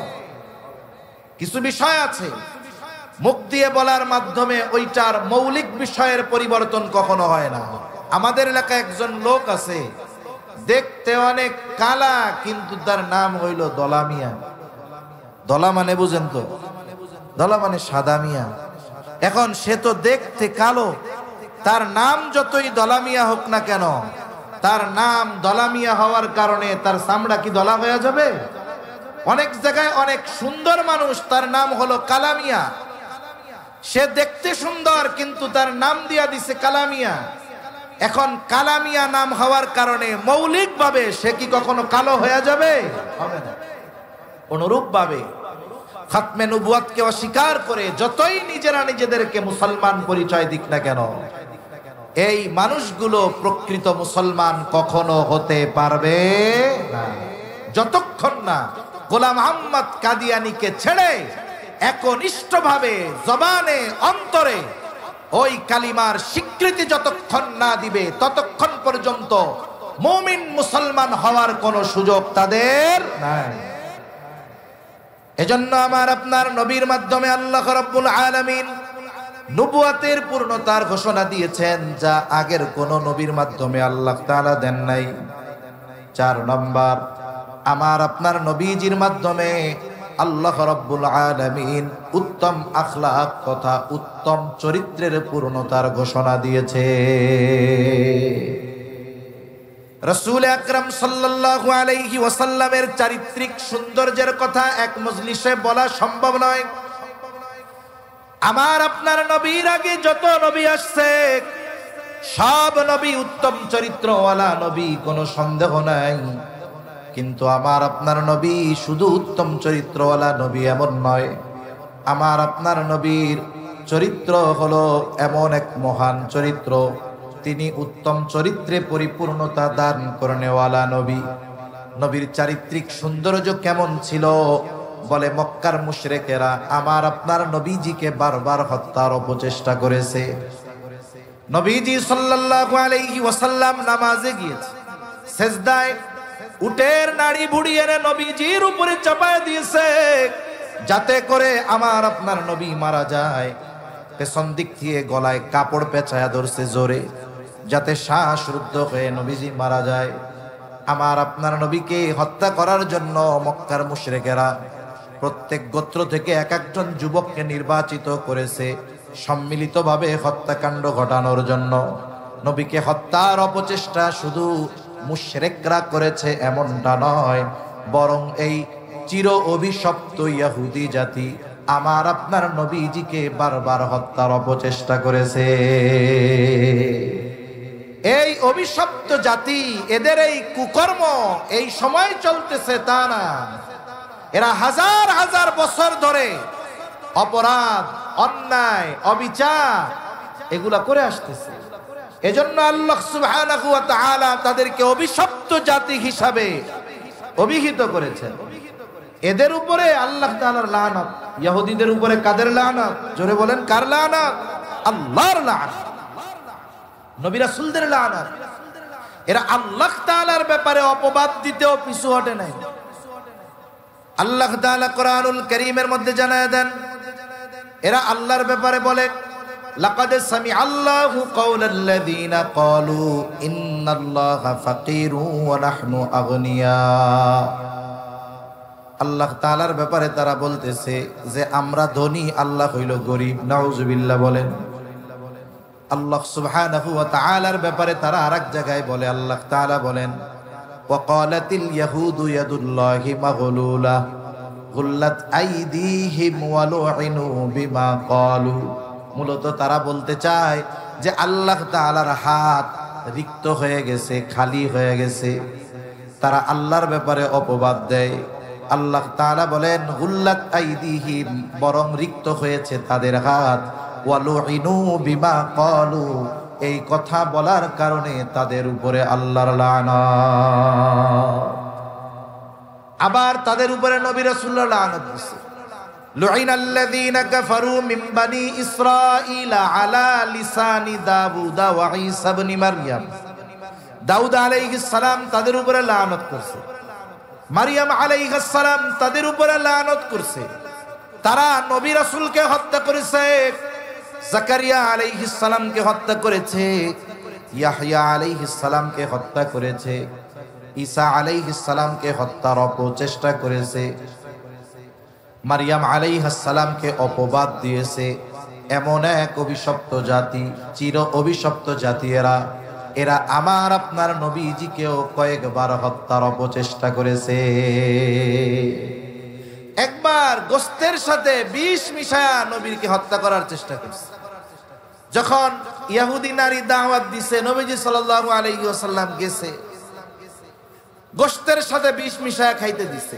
নবীজি সাল্লাল্লাহু আলাইহি ওয়াসাল্লাম গালে দিছে। জিবরাইল আলাইহিস সালাম আয়েশা জানায়া দিছে যে এটা বিষ, খাওয়া যাবে না। নবীজি খান নাই, কিন্তু কিছু তো গালে গেছে। ইন্তেকালের আগে নবীজি সাল্লাল্লাহু আলাইহি ওয়াসাল্লাম বলেছেন, আয়েশা সিদ্দিকা রাদিয়াল্লাহু তাআলা আনহা থেকে বর্ণিত, যে নবীজি সাল্লাল্লাহু আলাইহি ওয়াসাল্লাম ওই যে বিষ খাওয়াইছিল ওই সময়ের কথা বলছে যে, আয়েশা, ওই বিষক্রিয়া আমার মধ্যে প্রবল আকার ধারণ করেছে, কেমন যেন আমার শিরা উপশিরা ছিঁড়ে নিয়ে যাচ্ছে। চেষ্টা করছে। আরেক জায়গায় এক ফয়সালা দেওয়ার জন্য নবীজি গেছেন, তাদের মধ্যে একটা ফয়সালা হবে মুসলমানদের মধ্যে। বানি কাইনুকা গোত্রের একটা সমস্যা নিয়ে নবীজির দেয়ালের পাশে বসাইছে। উদ্দেশ্য কি? উপর থেকে বড় এক পাথর মাথার উপরে ফেলায় নবীজিকে হত্যা করে ফেলবে। নাউজুবিল্লাহ। ইহুদিদেরকে বিতাড়িত করা হয়েছে জাজিরাতুল আরব থেকে, শুধু শুধু নয়, এদের এই অপকর্মের কারণে আবার ওরা পুনরায় দ্বিতীয় বিশ্বযুদ্ধের পরে আবার এইখানে আইসা বসছে গোটা পৃথিবীর শান্তি বিনষ্ট করার জন্য। কিন্তু আফসোস, এদের ইতিহাসের কথা যদি বলতে হয়, আজকে এই চির অভিশপ্ত জাতি ইহুদিরা আমাদের উপরে চেপে বসার কারণে, চেপে বসা আমাদেরও দায়বদ্ধতা কম নাই। পেছনের অনেক ইতিহাস যদি বলা হয়, দেখুন আমাদের আকাবির যারা ছিলেন, আমাদের মুরব্বী যারা গত হয়ে গেছেন দুনিয়া থেকে, ইহুদিরা যখন গোটা পৃথিবীতে উদ্বাস্তুর মতো কোথাও গিয়ে তারা স্থায়ীভাবে বসতে পারে নাই, একটা সময় ইউরোপিয়ানদের সহযোগিতায়, ব্রিটিশদের সহযোগিতায় তারা আশ্বাস পেল যে তাদেরকে স্থায়ীভাবে বসবাসের জন্য একটা ভূমির ব্যবস্থা করা হবে। পৃথিবীর অনেক জায়গার প্রস্তাব তাদের দেওয়া হয়েছে, তারা কোথাও রাজি না, তারা বাইতুল মুকাদ্দাসের পাশেই আসতে চায়। কেন? কারণ তারাও তো জানে হাজার হাজার বছর আগে তাদের আদি নিবাস ছিল এই ফিলিস্তিন, এই আদি নিবাস ছিল তাদের জেরুজালেম। ইব্রাহিম আলাইহিস সালামের ছেলে ইসহাক আলাইহিস সালাম, ওনার ছেলে ইয়াকুব আলাইহিস সালাম, ওনার 12 সন্তান, ওনার এক নাম বানি ইসরাইল, ওনার 12 সন্তান, এখান থেকেই বানি ইসরাইল। ওদের আদি নিবাস তো ছিল এই ফিলিস্তিনে। ওরা চেয়েছে ওই জায়গায় এসে সেই আদি নিবাসে তারা বসবাস করার জন্য। একটা সময়, লম্বা ইতিহাস, সংক্ষিপ্ত কথা, হঠাৎ করে চলে আসছে তা না, আসার আগে তারা প্রেক্ষাপট তৈরি করেছে। আসছে তো 47-এ, এর আগে 50 বছর ধরে ওই জায়গায় আসার মতো পরিবেশ তারা তৈরি করছে। একটা সময় তারা কৃষি কাজ করার জন্য আসতো, ফিলিস্তিনে কাজ করতো, আর পৃথিবীর বিভিন্ন জায়গা থেকে ধনী ধনী ইহুদিরা ওদেরকে টাকা দিয়া বলতো যে তোরা ওই জায়গায় গিয়া জমি কিনবি। ফিলিস্তিনের মানুষও বুঝে নাই, তারা ইহুদিদের কাছে বেশ কয়েক গুণ দামে জমি বিক্রয় শুরু করছে। 1 টাকার মাল যদি কেউ 10 টাকা পায়, এটা বেচতে তো আর চুপ করে বসে থাকবে না। ওই সময় আরবের কিছু আলেম তাদেরকে মানা করছে, যেটা বিক্রয় করো না, এটা ঠিক হবে না। সাথে সাথে আশরাফ আলী থানভী রহমাতুল্লাহ আলাইহি সহ আমাদের আকাবিরে দেওবন্দের উলামায়ে কেরাম বলেছে যে মুসলিম ভূখণ্ডের এই জমিগুলা ইহুদিদের কাছে বিক্রয় করা জায়েজ হবে না। কিন্তু কিছু মানুষ উলামায়ে কেরামের ফতোয়া তো শুনে না, উলামায়ে কেরামের কথা তাদের গায়ে বিষের মতো লাগে। স্বাধীনতা পরবর্তীকালীন সময় 71-এর পরে যখন এই দেশে ঝাঁকে ঝাঁকে এনজিওরা ঢুকতেছিল, আমাদের আকাবিররা মানা করেছে যে এই দেশ 9 মাস রক্তক্ষয়ী যুদ্ধের পরে আমরা স্বাধীন করতে পেরেছি, এই দেশ আমরা আবার গড়তে পারবো। এনজিওরা ঢুকছে কিসের নামে? মানুষকে দরিদ্র বিমোচনের নামে, মানুষকে স্বাবলম্বী করার নামে। ঢুইকা এক সময় এদেশে এমন ভাবে তারা পেতে বসছে যে তারা এদেশ থেকে গরিবের রক্ত চুষে টাকা নেওয়ার সাথে সাথে গরিবদেরকে, সরল মানা মুসলমানদেরকে বেঈমান বানানোর মিশন তারা চালিয়ে যাচ্ছে। ঠিক কিনা বলেন? একটা জিনিস উলামায়ে কেরামের দূরদর্শী নজর, তারা যেটা অনুধাবন করতে পারেন আমরা সাধারণ মানুষ পারি না। এজন্য বিজ্ঞ উলামায়ে কেরামের কথা ওই সময় আমাদের দেশের মানুষ শুনে নাই। কি বলছে? যে হুজুরা উন্নতি চায় না, চায় না কেউ আমাদের একটু সহযোগিতা করুক, আমাদের দেশটা গড়ে দিক। কিন্তু কি হলো? আজকে এমনও ঘটনা অনেক জায়গায় শোনা যায়, সুদের উপরে টাকা নিছে এনজিওর কাছ থেকে, সেই টাকা দিতে না পারার কারণে পরনের শাড়ি পর্যন্ত খুলে নিয়ে যায়। ওই সময় মানা করছিল। আরব বিশ্বের উলামায়ে কেরাম, উল্লেখযোগ্য উলামায়ে কেরাম, দেওবন্দের উলামায়ে কেরাম ফতোয়া পর্যন্ত দিয়েছে বিক্রয় করা বৈধ হবে না।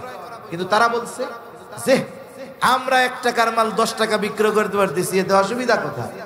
এক সময় বিপুল এরিয়া তারা কিনে নিয়েছে মুসলমানদের কাছ থেকে। আচ্ছা, এই দেশে ইংরেজরা যখন আসলো, দেশ দখলের নামে তো আসে নাই। ইংরেজরা এই দেশে আসছে ব্যবসা করার নাম দিয়ে, তাই না? ব্যবসা করার জন্য তারা আসছে, ব্যবসা করার জন্য আসছে। তাদের দেশের পণ্য এই দেশে আনবে, তারা এই দেশ থেকে নিবেই ভাবে হবে। একটা সময় এই দেশের ওই সময়ের শাসকদের সাথে তাদের সখ্যতা হয়েছে।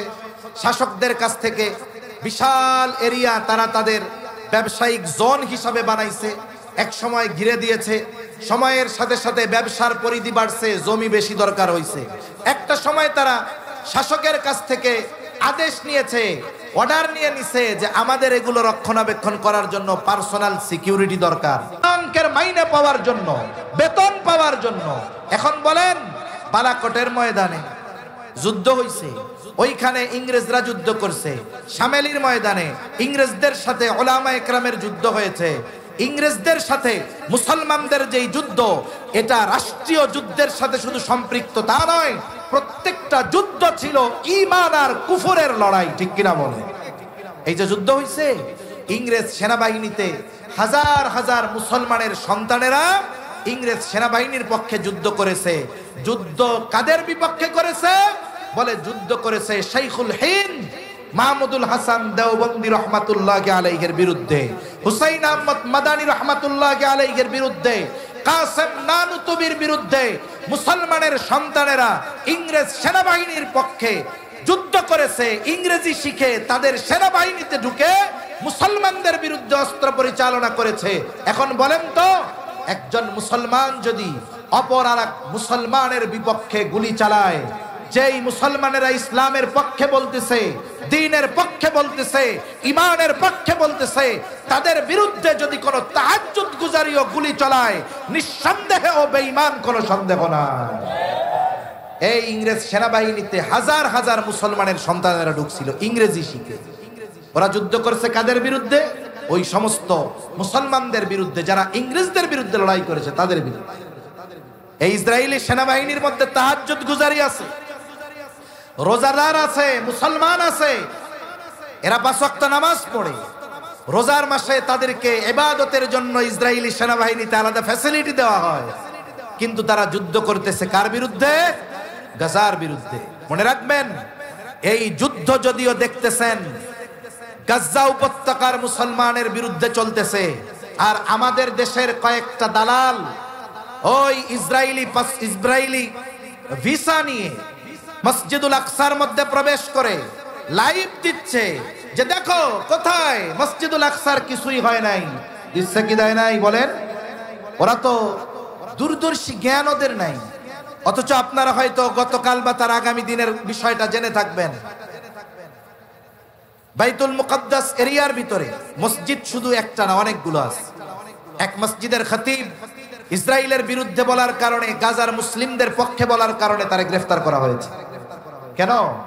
এই যে গাজার মুসলমানদেরকে নিশ্চিহ্ন করার মাধ্যমে ধীরে ধীরে পরিপূর্ণভাবে তারা মসজিদুল আকসাকে পরিপূর্ণ গ্রাস করার অপচেষ্টা চালাচ্ছে।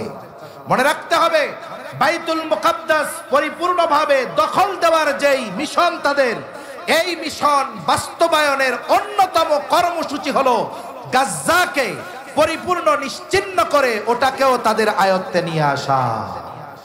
সেজন্য এগুলো বুঝে না, বুঝবে কেমনে? আল্লাহ এদের সহি বুঝদান করেন। এখন বলতেছিলাম, এক কথা থেকে অনেক দূর চলে গেলাম। এই ইহুদি জাতি, এরা চির অভিশপ্ত জাতি, এরা চির অভিশপ্ত জাতি। এদের উপরে আল্লাহর লানাত। এরা নবী রাসূলদের হত্যাকারী। এরা আমার আপনার নবীজিকে বারবার হত্যার অপচেষ্টা চালিয়েছে। শুধু তাই না, একটা সময় নবীজির রওজা মুবারক থেকে লাশ চুরি করার, নবীজির দেহ মুবারক চুরি করার অপচেষ্টাও এরা চালিয়েছে। এরা এমন এক জাতি, এরা 2000 বছরের উপরে উদ্বাস্তুর মতো ঘুরে বেড়িয়েছে ঠিক, কিন্তু এরা ওদের ষড়যন্ত্র, চক্রান্ত এগুলো কখনোই বাদ দেয় নাই। পৃথিবীর যেখানেই তারা গেছে সেখানেই তারা শান্তি বিনষ্ট করেছে। আর তাদেরকে এই মধ্যপ্রাচ্যে বাইতুল মুকাদ্দাসে তার পাশে তাদেরকে স্থান দেওয়া হয়েছে গোটা পৃথিবীর মধ্যে মুসলমানদের মধ্যে শান্তি বিনষ্ট করার উদ্দেশ্যে। ঠিক কিনা বলেন? সম্মানিত উপস্থিতি, এক কথা থেকে অনেক দূর গেলাম।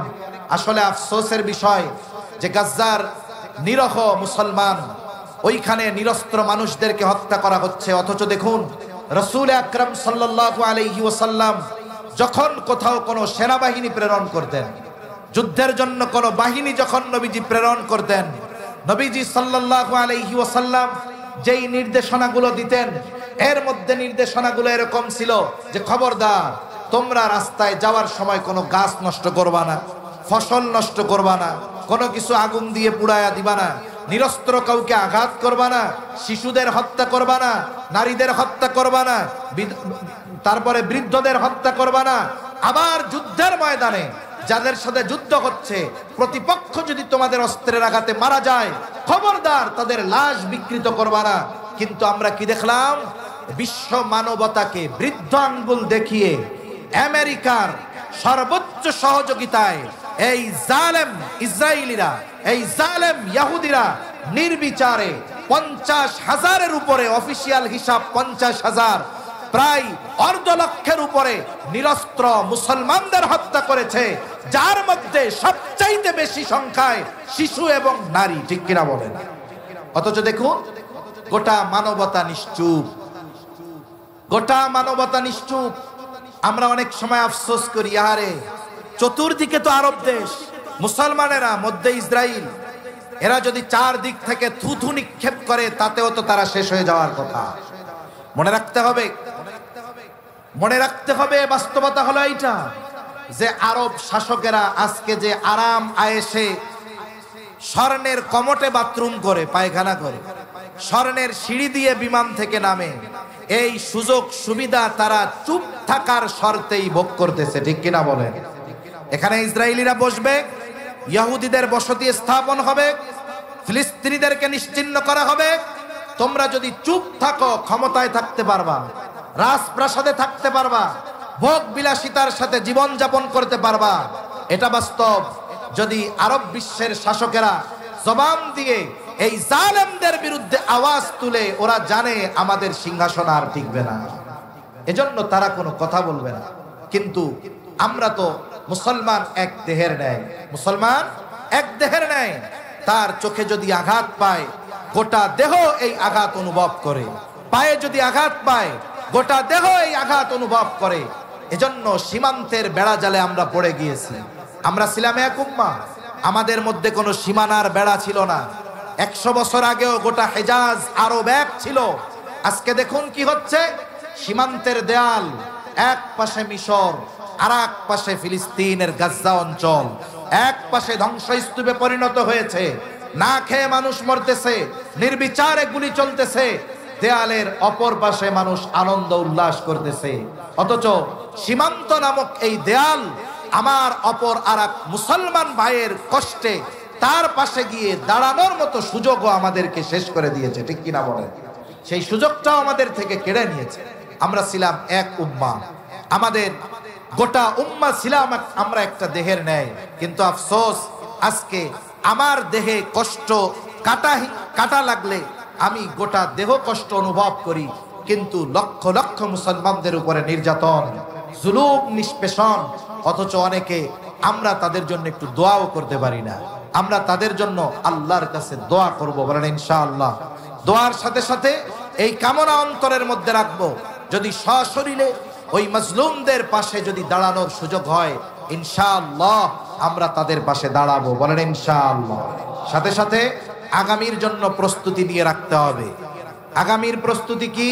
ইতিমধ্যে আপনারা জেনেছেন, প্রায় আমাদের পার্শ্ববর্তী দেশে মুসলমানদের প্রায় 9 লক্ষ একরের বেশি ওয়াকফ জমি, এটার নিয়ন্ত্রণ জালেম হিন্দুত্ববাদী সরকার নিজেদের নিয়ন্ত্রণে নিয়ে মুসলমানদেরকে ভূমিহীন করার সর্বোচ্চ অপচেষ্টা তারা চালিয়ে যাচ্ছে। মনে রাখতে হবে যে একটা সময় মুসলমানদের উপরে জুলুম চলবে। আমরা যদি আমাদের মুসলমান ভাইদের সহযোগিতায় না দাঁড়াই, তাদের জন্য ব্যথিত না হই, আল্লাহ না করুক ওই জালেম আরাক ইসরাইল আমাদের পাশে অচিরেই তৈরি হয়ে যাবে, ঠিক কিনা বলেন? এজন্য আমাদেরকে সকল সময় সব ধরনের প্রস্তুতি নিয়ে থাকতে হবে, যেন জালেম যদি আমাদের উপরে আঘাত করে আমরা যেন প্রতিহত করতে পারি। এজন্য মানসিকভাবেও সর্বোচ্চ প্রস্তুত থাকার দরকার আছে না নাই? সম্মানিত উপস্থিতি, কথা থেকে অনেক দূরে চলে গেছি যে রাসূল আকরাম সাল্লাল্লাহু আলাইহি ওয়াসাল্লামের আখলাক এমন আখলাক ছিল যে কাফেররা বারবার হত্যার অপচেষ্টা করেছে, কিন্তু আমার আপনার নবীর চারিত্রিক ব্যাপারে অপবাদ দেওয়ার দুঃসাহস মক্কার আবু জেহেল, উতবা, সাইবা কখনো করতে পারে নাই। রাসূল সাল্লাল্লাহু আলাইহি ওয়াসাল্লামের চারিত্রিক সৌন্দর্যের সনদ দুনিয়ার কোনো মানুষ দেয় নাই, বরং স্বয়ং আল্লাহ তাআলা আমার আপনার নবীজির চারিত্রিক সনদ দিয়ে দিয়েছেন। আল্লাহ তাআলা বলেন, ওয়া ইন্নাকা লাআলা খুলুকিন আযীম। আপনি মহান চরিত্রে অধিষ্ঠিত। আমার আপনার নবীজির চরিত্র মহান, পূর্ণাঙ্গ এক চরিত্র।